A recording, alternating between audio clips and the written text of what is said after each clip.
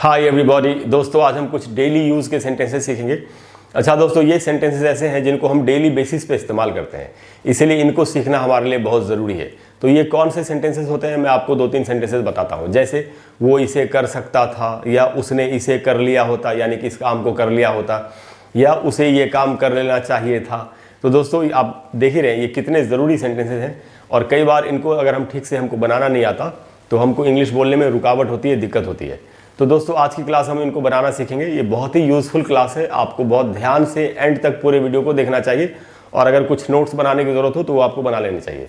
दोस्तों आज की जो हमारी क्लास है उसका नाम है डेली यूज़ सेंटेंसेज, कि डेली यूज़ के सेंटेंसेज हैं ये, और कैसे सेंटेंसेज मैंने आपको बता दिया। अच्छा दोस्तों, इनको कैसे हम सीख सकते हैं, हमको इनका स्ट्रक्चर सीखना चाहिए।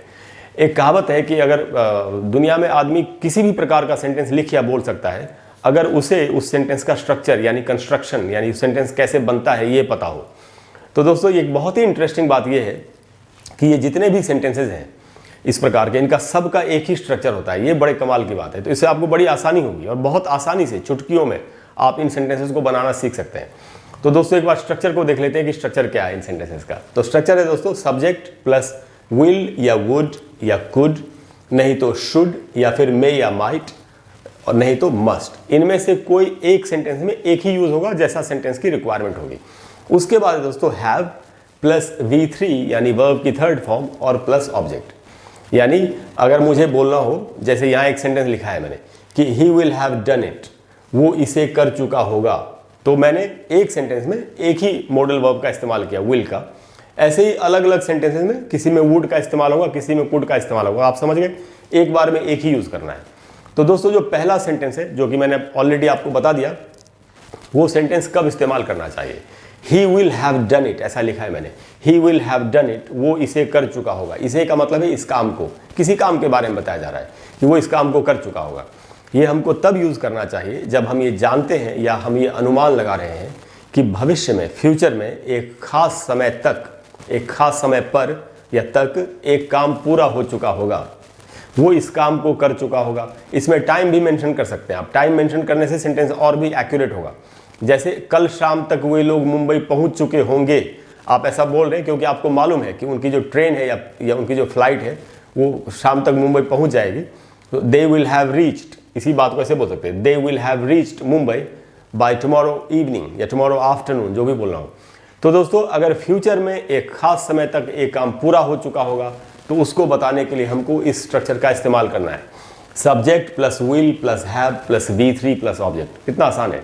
He will have done it, I will have done it by tomorrow evening, they will have reached Mumbai by tomorrow afternoon, इस प्रकार से बोलेंगे।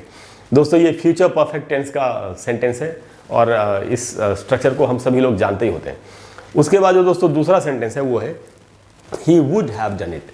इसमें वुड का इस्तेमाल हुआ। इसका हिंदी में क्या मीनिंग है दोस्तों, उसने इसे कर लिया होता। इसे का मतलब है इस काम को, किसी काम के लिए कहा जा रहा है, उसने इसे कर लिया होता, he would have done it. अच्छा दोस्तों इसका मतलब क्या है, इस सेंटेंस का हम कब यूज करते हैं इसको, जब पास्ट में हम कोई किसी काम को नहीं कर पाए थे या कोई और किसी काम को नहीं कर पाया था, तो बोला उसके बारे में जब हम बताते हैं कि उसने ये काम कर लिया होता। दोस्तों ये थर्ड कंडीशनल सेंटेंस में इस्तेमाल होता है, उसका आधा हिस्सा है ये, उसने इस काम को कर लिया होता, he would have done it. अगर आपको कंडीशनल सेंटेंसेस सीखने हैं तो मेरे चैनल पर एक प्लेलिस्ट है, लर्न इंग्लिश ग्रामर सीखें। उस प्लेलिस्ट में आपको जो चारों कंडीशनल सेंटेंसेस होते हैं, zero conditional, first conditional, second conditional and third conditional, उनके सबके वीडियोस आपको मिल जाएंगे। आप उन वीडियोस को देख करके वो सारे स्ट्रक्चर सीख सकते हैं।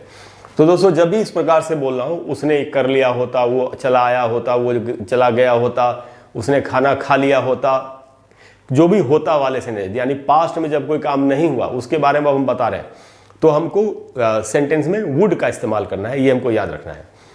उसके बाद है दोस्तों कुड का यूज कैसे करेंगे और कैसी बात को कहने के लिए करेंगे। यहां कहा जा रहा है ही could have done it. Hindi में क्या मीनिंग है दोस्तों, वो इसे कर सकता था, यानी कर सकता था लेकिन किया नहीं, ये सेंस है। इसमें भी उसने इस काम को कर लिया होता लेकिन उसने किया नहीं, ये आपको समझना चाहिए कि असल में क्या भाव है, क्या बात कही जा रही है। तो वो इस काम को कर सकता था। अब कुड जो है दोस्तों ये कैन का पास्ट टेंस है, और कैन एबिलिटी को बताने के लिए, कैपेसिटी को, क्षमता को बताने के लिए इस्तेमाल होता है। परमिशन के लिए भी होता है, लेकिन यहाँ पर कैपेसिटी की बात चल रही है, एबिलिटी, क्षमता की बात चल रही है। कि यानी वो इस काम को कर सकता था, उसके अंदर ये एबिलिटी थी, लेकिन वो कर नहीं पाया या उसने किया नहीं, ये सेंस है। तो ही कुड हैव डन इट, वो इस काम को कर सकता था। अब इसी स्ट्रक्चर के ऊपर बेस्ड आधारित हम अलग अलग प्रकार की बातें बोल सकते हैं, जैसे तुम मेरी मदद कर सकते थे लेकिन तुमने की नहीं, ये सेंस है। You could have help me, ऐसे हम बोलते कितनी बार, you could have help me but you didn't, लेकिन तुमने मेरी मदद नहीं की। तो इस प्रकार से जब भी हमको ये बात बोलनी हो कि तुम ये काम कर सकते थे, वो इसको कर सकता था बट उसने किया नहीं, तो हमको ही could have done it, he could have gone there, इस प्रकार से इस्तेमाल करना है। उसके बाद दोस्तों अगला सेंटेंस, इसमें शुड का इस्तेमाल हुआ है।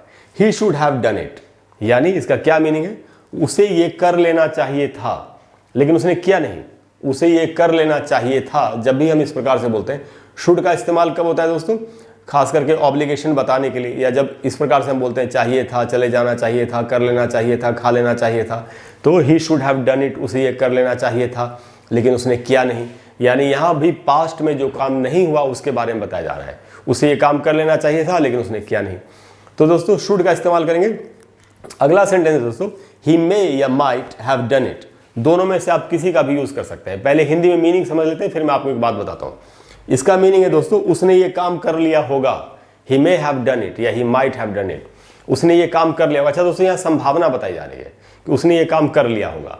अच्छा, तो इसमें आप मे या माइट में से दोनों में से किसी का इस्तेमाल कर सकते हैं। लेकिन यहाँ पर एक बात है सीखने वाली, वो बात ये है दोस्तों कि आप बहुत सारी ग्रामर की बुक्स में अगर आप पढ़ेंगे, खास करके जो थोड़ा हाई लेवल की बुक्स होती है जिनमें ग्रामर बड़ा डिटेल में बताया जाता है या ग्रामर की बारीकियां बताई जाती हैं, उनमें कई बुक्स में ऐसा लिखा हुआ है कि मे हमको तब यूज़ करना चाहिए जब आपको संभावना ज़्यादा नज़र आती है, और माइट हमको तब इस्तेमाल करना चाहिए जब हमको संभावना कम नज़र आती है।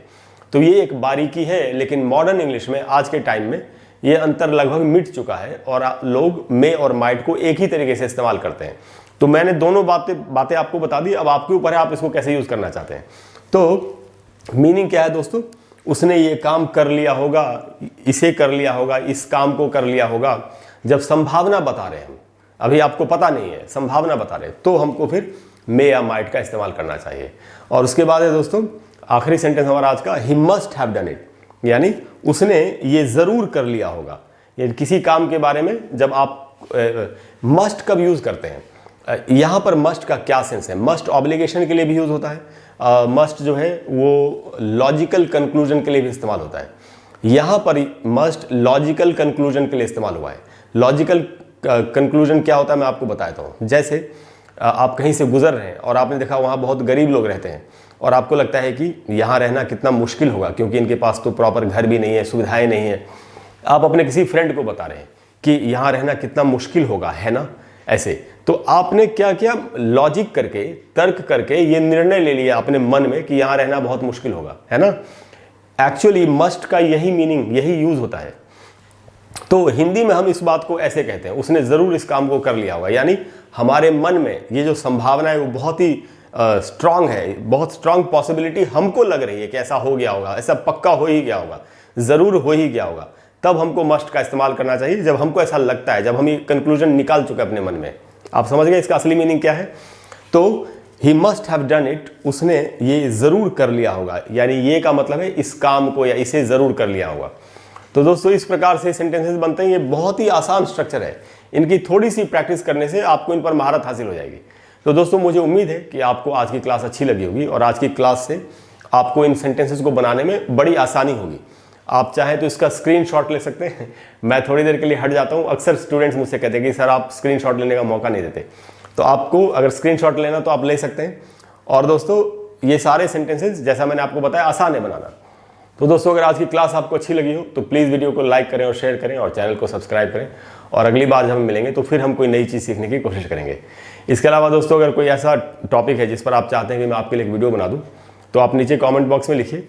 अगर मुझे लगेगा कि वो वीडियो काफ़ी लोगों के लिए मददगार साबित होगा तो मैं वो वीडियो आपको बना करके ज़रूर दूंगा। Thank you very much. I will see you soon. Bye bye.